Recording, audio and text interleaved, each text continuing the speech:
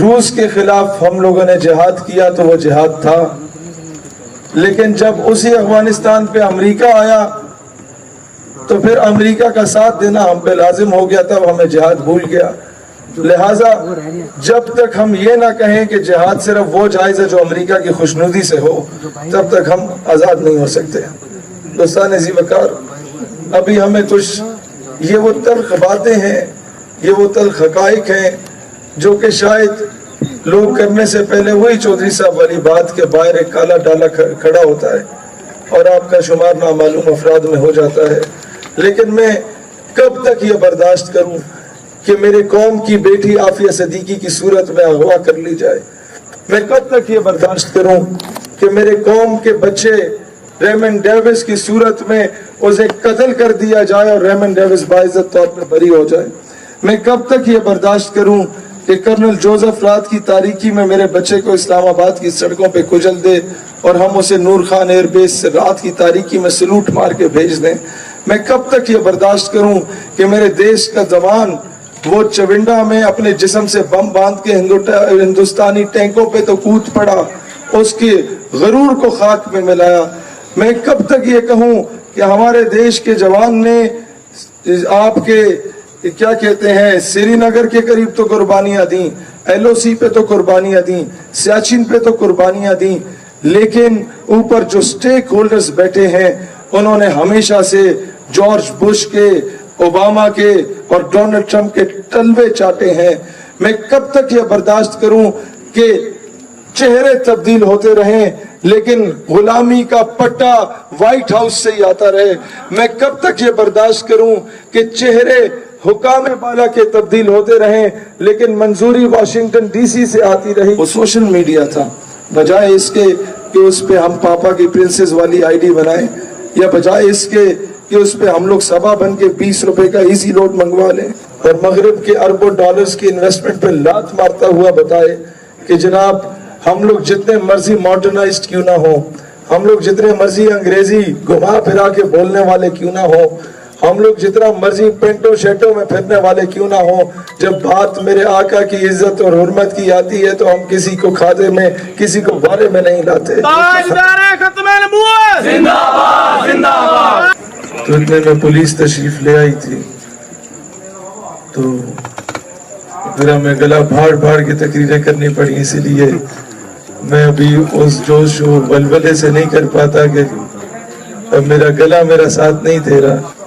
ایک دور ہوتا تھا جب ہم انجمن طلبہ اسلام میں تھے تو سب سے زیادہ کریٹیسائز سیالکوٹ اور گجرانوالہ کو کیا جاتا تھا۔ اب آ کے مجھے اندازہ ہوتا ہے کہ جب تک یہ ماڈل جو سیالکوٹ اور گجرانوالہ ہے اسے امپلیمنٹ نہیں کیا جائے گا، یہ لبرلز پہ قابو نہیں پایا جا سکتا۔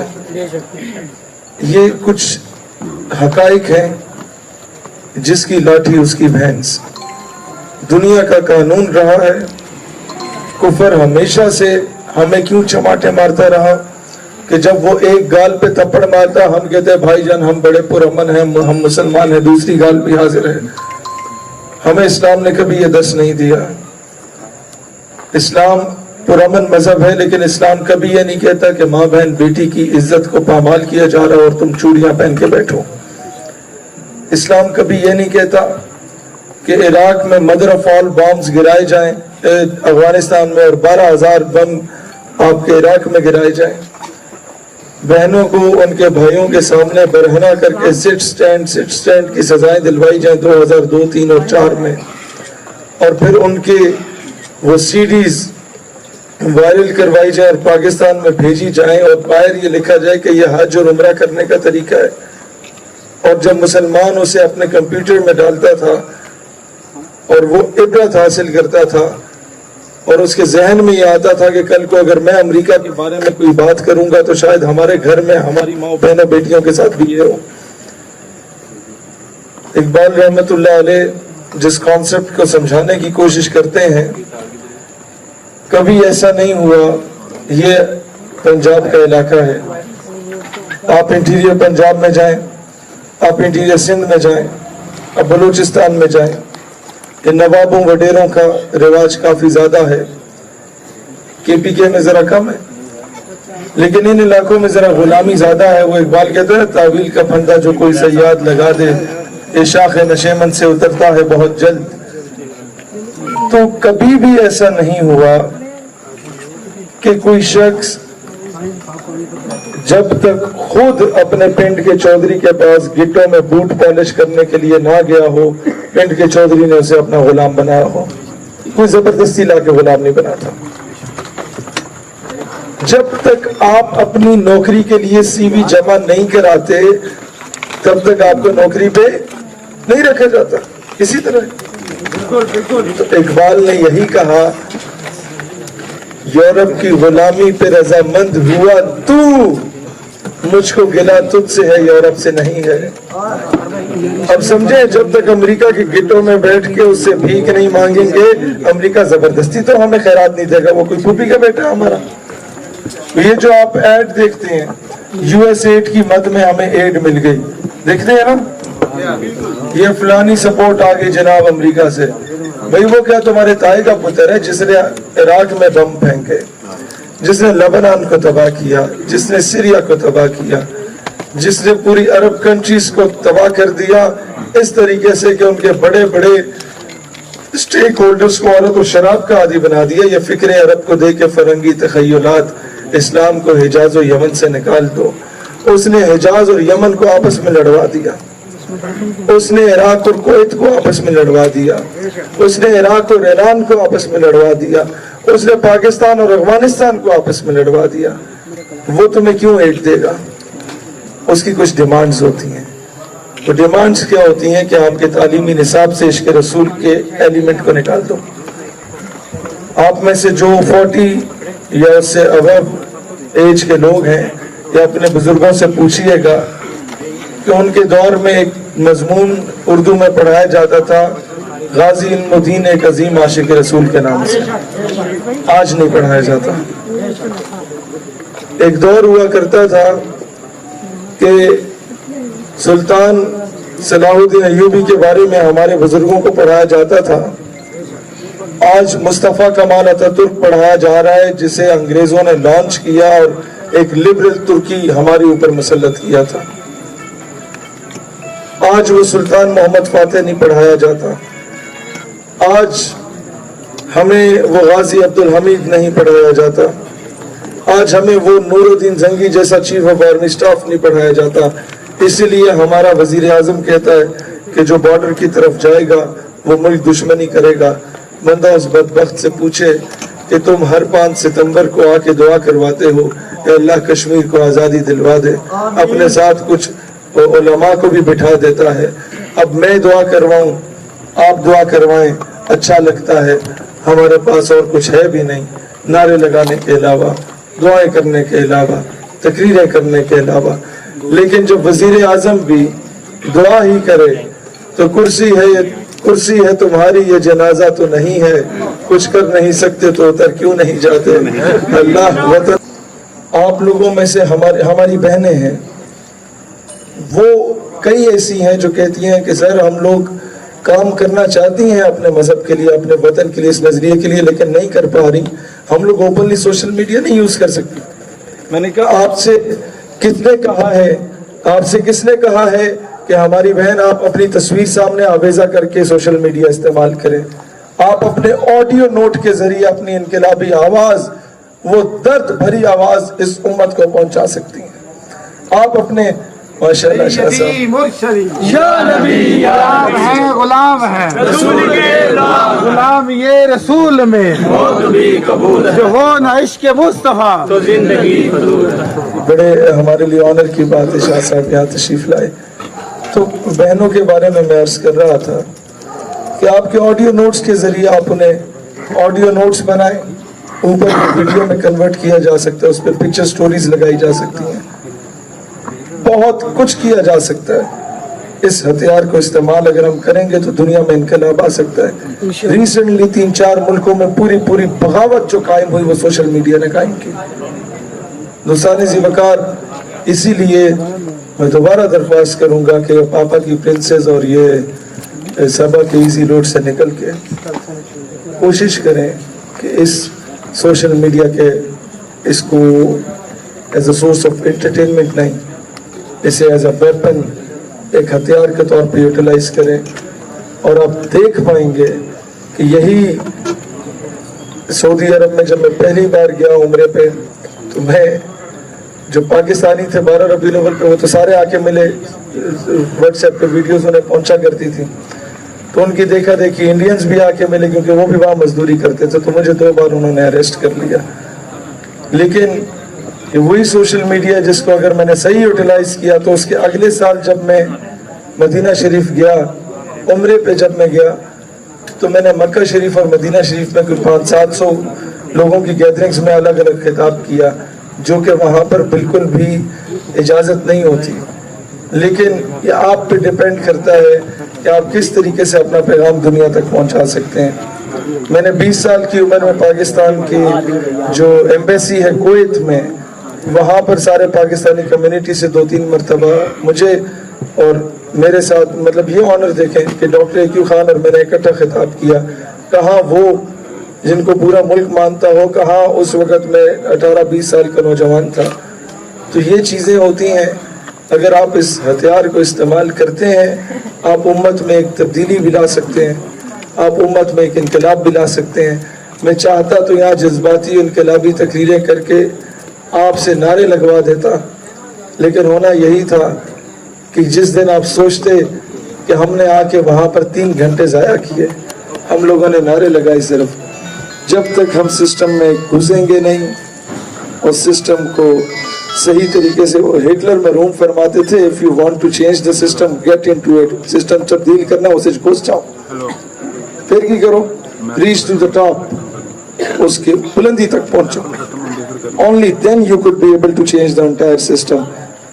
ता तुसी जाके उस सिस्टम ਨੂੰ चेंज कर सकते हो, नहीं तो बाहर बैठ के नारे लाओ, कोई फर्क नहीं पड़ेगा, कुछ भी फर्क नहीं पड़ेगा। दोस्तान जी वकार, ये लॉन्ग टर्म मेयर्स हैं, ये इस तरह नहीं, बस ठीक है 2 जुमले, ये इस तरह नहीं है कि आज हम नारे लगाएं तो कल ये नजरियाती लोग जो है वो कोई हुकूमत कायम करके, ये एक तवील जद्दोजहद है। आप सिस्टम पे काम करें, कल को हम लोग हो ना हो, मैं ये दावे से कह सकता हूँ कि पाकिस्तान हकीकी मायनों में एक इस्लामी जमहूरिया पाकिस्तान कहलाने का हकदार होगा।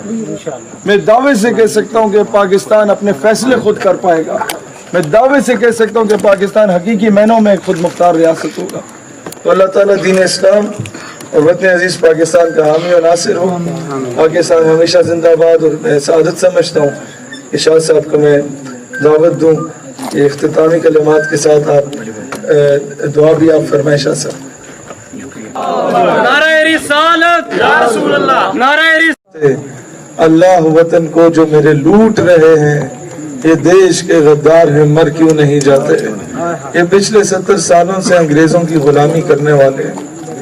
ये पिछले 70 सालों से ये जो ऊपर मसनद वजारत उज़्मा पे कोई शख्स बैठा होता है वो चेंज होता है, लेकिन वो लोटे और चमचे खर्चे वो कांस्टेंट रहते हैं। वो आपको हर जमात में नजर आएंगे। ये क्यों वहां पर हैं? इनकी तारीखें खंगाल के देखो, इनमें से अक्सरियत आपको वो नजर आएगी जिनके बाप दादा ने 1857 और 1920 में जाके अंग्रेजों के कुत्ते नहलाए थे। आज उनके बच्चे नवाब बने, आज उनके बच्चे वडेरे हैं। लेकिन मसला ये नहीं कि वो नवाब और वडेरे हैं, मसला ये है कि हम लोग क्यों, हमारे पिंड देहात के लोग जाके उन्हीं के घोड़े कुत्ते नहला रहे होते हैं। अगर तुम ये चाहते हो कि तुम्हारा तारुफ शहर में ये हो कि ये अंग्रेजों के कुत्ते नहलाने वालों के भी कुत्ते नहलाने वाला है, तो बताओ तुम्हारी ये पीएचडी की डिग्रियां और तुम्हारी ये मास्टर्स और बैचलर्स की डिग्रियां किस फायदे की है नौजवानों? आज के बाद इस गुलामी को तोड़ो, हुजूर अलैहिस्सलाम की गुलामी के दामन को थामो। आज के बाद वो क्या कहते हैं, मोहब्बत कौन करता है, कौन करता है, मोहब्बत कौन करता है, सियासत कौन करता है, मुझे मालूम है मेरी हिफाजत कौन करता है। हम इन्हें लाज रखी है बुजुर्गों की यहाँ, वरना सभी टुकड़ों में फैलते हैं। बगावत कौन करता है। दोस्तान जी वकार, अब इन जाबिरों, इन जालिमों, इन चोरों, इन लुटेरों, इनके खिलाफ बगावत का वक्त है।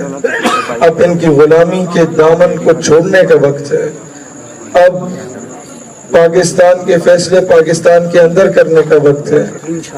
अब अक़वाम आलम को जो उम्मीदें आपसे वाबस्ता हैं कि वो फ़लस्तीनी बच्चा इजरायली तोप के सामने कंकर उठा के कहता है कि नहनु अबनाउल मुस्लिमीन वकुल्लु Salahuddin, we are all the children of Muslims and each and every one of us is Salahuddin Ayyubi।